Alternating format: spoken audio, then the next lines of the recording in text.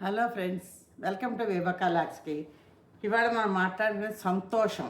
సంతోషం మనకి ఎక్కడి నుంచి వస్తుంది? మన మనసులో ఉంటుందా, మనం తీసుకునే డెసిషన్లో ఉంటుందా, ఎక్కడ ఉంటుంది అన్నది ఆలోచన. మనందరికి ఒక అపోహ ఉంది, సంతోషం మనకు వస్తుంది, సంతోషం మనకి వస్తుంది. ఎప్పుడు వస్తుంది, ఎలా వస్తుందో తెలిసిన ఎవరికన్నా. నేను అనుకుంటాం పరిస్థితులు బాగుంటే, డబ్బు ఉంటే, పిల్లలు సర్దుకుపోతే సంతోషం వస్తుంది అని. కానీ సంతోషం అనేది నిజానికి ఒక ఫీలింగ్ కాదండి, ఒక డెసిషన్. మనం డెసిషన్ తీసుకోండి, ఇవాళ సంతోషంగా ఉన్నాను, ఆ డెసిషన్ అంతే. నవ్వుతూ ఉన్నా కూడా నేను ఏదో వెళ్తుంది అనుకుంటే అది అంతే, కష్టంలో ఉన్నట్టే అనమాట. ఏదైనా ఒక నిర్ణయం మనం ఎంచుకునే దారిలో ఉంటుంది. కాబట్టి మనం సరి అయిన డెసిషన్ తీసుకున్నాం అనుకోండి, సంతోషంగా ఉండగలుగుతాం. మన ఆలోచన మన ఎలా ఉంటుంది దాన్ని బట్టే కదా సంతోషం అన్నది కూడా వస్తుంది.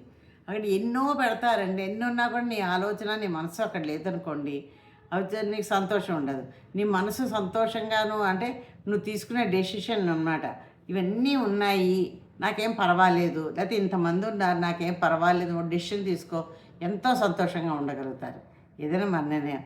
అయితే ఇది మీ చిన్న మాట చెప్తాను వినండి కథలా. ఒక రోజేమో శాంత అని ఒక యువత ఉంది. ఆవిడేమో పిల్లలకి భర్తకి టిఫిన్ పెట్టి ఆఫీస్కి పంపించింది, పిల్లలకి అన్నీ పెట్టింది, పంపించింది. తను అలా కూర్చుంది ఇంట్లో. అప్పుడే అందరూ వెళ్ళారు, ఇంట్లోంచి రిలాక్స్ అవుతూ కొంచెంసేపు కూర్చుందామని ఒక కప్పు కాఫీ పెట్టుకుని కూర్చుంది. ఆ తర్వాత కూర్చొని ఆలోచిస్తూ కాఫీ సిప్ చేస్తూ అనుకుంది, నా జీవితం ఇంతేనా, ఇదేనా నా జీవితం మొత్తమును, ఇలాగే గడుస్తుందా ఇంకా ఎండింగ్ దాకాను అనే ఆలోచన ఆవిడ బ్రెయిన్లోకి వచ్చింది. ఈవిడ ఇలా కూర్చుంది. పక్కింట్లోని ఈవిడ ఫ్రెండే సుధా అని ఉంటుంది. ఆవిడ కూడా సేమ్ ఇలాగే గృహిణి. పిల్లల్ని పంపించింది, అందరినీ పంపించింది. తను కూడా ఒక కప్పు కాఫీ పెట్టుకుంది.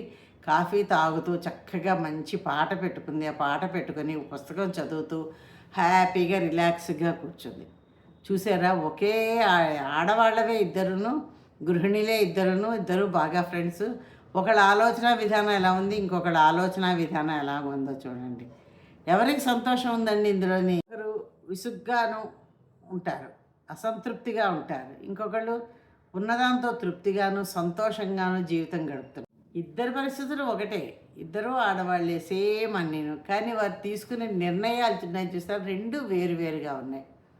ఎప్పుడైనా మన నిర్ణయం మీదే మన సంతోషం ఏర్పడుతుంది. ఈవిడ కూడా చక్కగా కాఫీ కప్ పట్టుకుంది కదా, ఓ టీవీ పెట్టుకునో, పాట పెట్టుకునో, ఫోన్లో పాట పెట్టుకునో, రేడియో పెట్టుకునో వింటూ తను కూడా హాయిగా ఏదో మధుర స్మృతులు తలుచుకుంటూ, తన చిన్నతనాన్ని తలుచుకుంటూ గడిపింది అనుకోండి, ఆ సంతోషం వేరుగా ఉంటుంది. లేని దానికోసం వెతుక్కోవడం అన్నదే సంతోషం లేకపోవడం అన్నది మనకు అనిపిస్తుంది. ఎప్పుడైనా కూడా అండి, లేదు ఇది లేదు అది లేదు అనుకుంటున్న కొద్దీ లోపాలే కనిపిస్తాయి, లేనివే కనిపిస్తుంటాయి. ఇంకా ఇంకా ఇంకా ఇంకా ఇంకా ఇంకా ఎక్కువ తెలుస్తాయి. మనకుంది చాలు, ఏమైంది ఇంతకన్నా ఎవడి చేస్తాం, చాలు, ఇంత ఇల్లు ఉంది చాలు, ఇంత బిల్డింగ్ ఉంది చాలు, ఇంత డబ్బు ఉంది చాలు, తింటున్నామా బట్ట కడుతున్నామా చాలు, ఇలా మనం నిర్ణయించుకున్నాం అనుకోండి సంతోషంగానే ఉంటాం.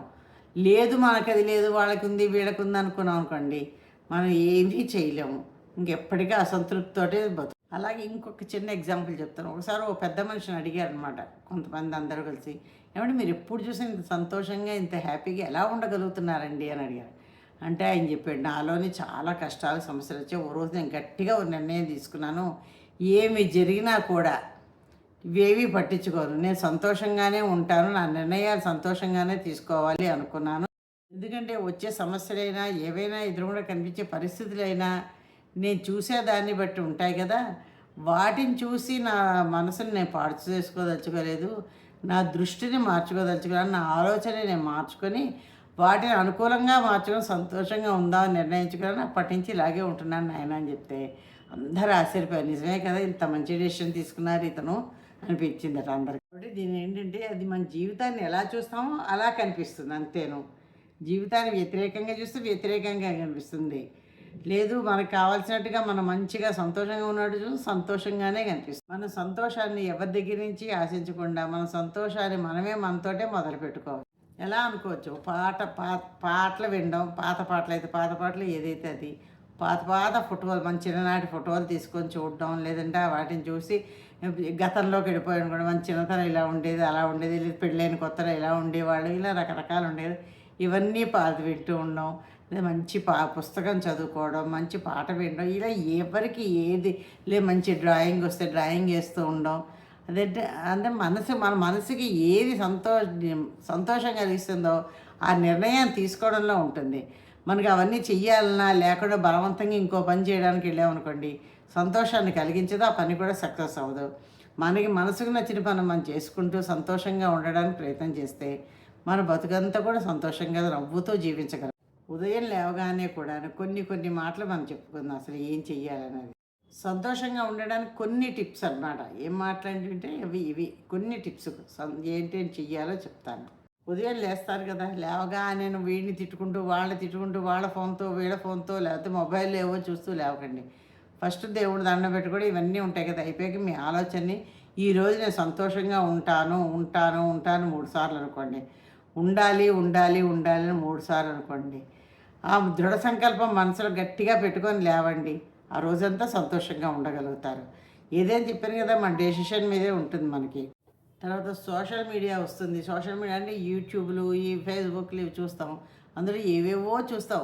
వాళ్ళు కేవలం అండి ఒక నిమిషము వీడియో కోసమో, 5 నిమిషాల వీడియో కోసమో అలా అన్నీ చూపిస్తారు తప్ప వాళ్ళ జీవితంలోని సమస్యలు ఉంటాయి. వాటిని చూసి మనం వాటితో పోల్చుకున్నాం అనుకోండి, వాళ్ళతో పోల్చుకున్నాం అనుకోండి, మన జీవితంలో సంతోషం ఉండదు. మన సంతోషం అన్నది మన దగ్గర ఉన్న వాటితో మన డెసిషన్ తీసుకున్న దాంతోటే మన సంతోషం మనకు. ఆడవాళ్ళైతేనండి చిన్న చిన్న పనులు చేసుకొని మార్పులు తెచ్చుకోవచ్చు, సంతోషం తెచ్చుకోవచ్చు. పూలు ఇష్టమైన వాడు పూల తోటలోకి వెళ్ళండి.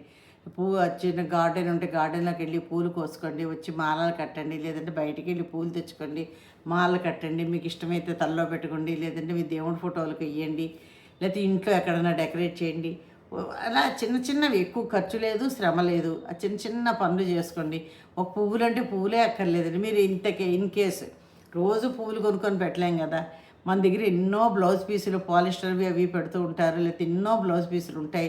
అవే కాదు ఏవైనా సరే ఆ బ్లౌజ్ పీసులు తీసుకుని వాటితోటి ఎన్నో రకాల పువ్వులు చేయొచ్చు, ఎన్నో రకాల డిజైన్లు చేయొచ్చు.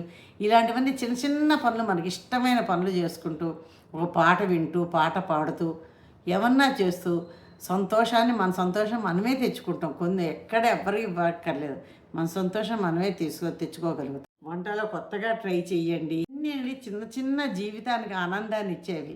వీటిని చేస్తూ జీవితాన్ని ఆనందంగానూ ఆస్వాదించడం మొదలెట్టు. సంతోషం సంతోషం అనుకుంటాం కానీ సంతోషం ఎవరన్నా మనకి ఇస్తారండి?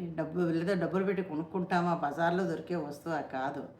సంతోషం అనేది మనం తీసుకునే నిర్ణయం మీదే ఉంటుంది. ఎప్పుడు కూడా సంతోషం అనేది మనం కల్పించుకున్నది, మనం తీసుకున్న నిర్ణయంది, మనం చేసే పనుల మీదది, మన మనస్సు మీదే మనకు ఆధారపడి ఉంటుంది. ఏదైనా పాజిటివ్గా ఆలోచిస్తూ పాజిటివ్గా తీసుకుంటూ సంతోషంగా ఉండడానికి ప్రయత్నం చేయండి, గ్రాండ్గా సక్సెస్ అవుతారు. లేదు అనుకుంటే ఇలాగే ఉండిపోతారు ఎప్పటికీ. ఇంకా సంతోషం అనేది జీవితంలో రాదు. ఇంకా అలా కాకుండా చిన్న చిన్న ప్రయత్నాలు చేసి చూడండి. ఇంకా అది నేను చెప్పినవే కాదు, ఇంకా మీకు ఎన్నో తెలిసినవి, ఎన్నో ఆర్ట్లు ఉంటాయి, ఎన్నో మీకు నచ్చిన కళలు ఉంటాయి. వీణ వాయించుకోవచ్చు, ఫిడేలు వాయించుకోవచ్చు. ఎవరికి ఏది వస్తే అది దాంట్లో సంతోషంగా అనిపిస్తుందో అది నేర్చుకొని అది చేసి మీ సంతోషాన్ని మీరే తెచ్చుకోండి. ఇంకోళ్ళు ఇస్తారు, ఇంకోళ్ళు తెస్తారు, కొనుక్కుందామా, వాళ్ళు ఇస్తారా, వాడు వస్తే సంతోషంగా ఉంటుంది, వాడు వస్తే ఇంకెవరో వస్తే సంతోషంగా ఉంటుంది అనుకుంటాం. కానీ ఉన్నంతసేపు పర్వాలేదు. ఆ తర్వాత వాళ్ళు వెళుతున్నాం మధ్యలో మనం మామూలుగా మాట్లాడినా ఏదో ఒక మాట అంటాం చూసారా, ఆ మాటను పట్టుకుంటాం మనం. ఏది అన్నీ సంతోషంగా మాట్లాడి ఒకటి నచ్చని మాట మాట్లాడతాం. ఆ నచ్చని మాటను పట్టుకొని ఇలా పెట్టుకోవడం మనలో ఉన్న సంతోషాన్ని మనం పోగొట్టుకుంటాం. అందుకే ఎప్పుడు కూడా ఇతరులు ఇస్తారు సంతోషాలు అనుకుంది, మన సంతోషం మనమే సంపాదించుకోవాలని ప్రయత్నం చేయడానికి అందరం ఈ రోజు నుంచే లాస్ట్లో ఒకే వాక్యం అండి, ఏది జరిగితే అది జరగని, ఏమీ పర్వాలేదు, నేను పట్టించుకోను, కానీ నేను సంతోషంగా ఉంటాను, సంతోషంగా ఉండడానికి ప్రయత్నిస్తాను, నా సంతోషంగా నేను ఏమైనా చెయ్యగలను అని ఒక గట్టి నిర్ణయం తీసుకోండి. గ్యారెంటీగా సంతోషంగా ఉండగలుగుతాము. చూసారా ఎంత బాగున్నాయని? సంతోషంగా ఉండడానికి మనం ఎన్నో ప్రయత్నాలు, ఏమిటో ఈ పూజలకు వెళ్ళిపోతే ఈ గుళ్ళకి వెళ్ళిపోయామా, దేవుడు దండం పెట్టామా, పుణ్యక్షేత్రాలకు వెళ్ళిపోయామా, లేదంటే ఎక్కడో తిరిగామని కాదు. సంతోషం మన ఇంట్లో మనం వెతుక్కుంటూ, మన ఇంట్లో మన మనసులోంచి ఒక నిర్ణయం తీసుకుని మన ఇంట్లో మనం వెతుక్కున్నాం అనుకోండి, సంతోషం అనేది ఆటోమేటిక్గా మనకు వస్తుంది. ఇవండి నేను చెప్పిన మాటలు. ఇవాళ ఎలా ఉన్నాయో కామెంట్లో పెట్టండి. నేను ప్రశ్న ఏంటి వేశాను, అడుగున్న కాళ్ళు లేనిది ఏంటది అని అడిగాను. అయితే నేను ఇవాళ ఇంకా నీ కామెంట్స్ చూడలేదు.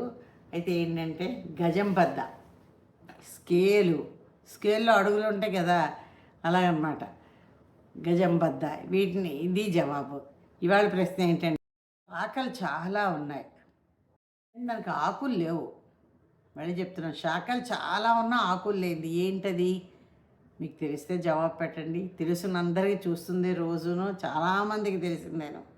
కాబట్టి కామెంట్లో దీని జవాబు పెట్టి మొత్తం వీడియో స్కిప్ చేయకుండా చూసి లైక్, షేర్, సబ్స్క్రైబ్ చేయండి.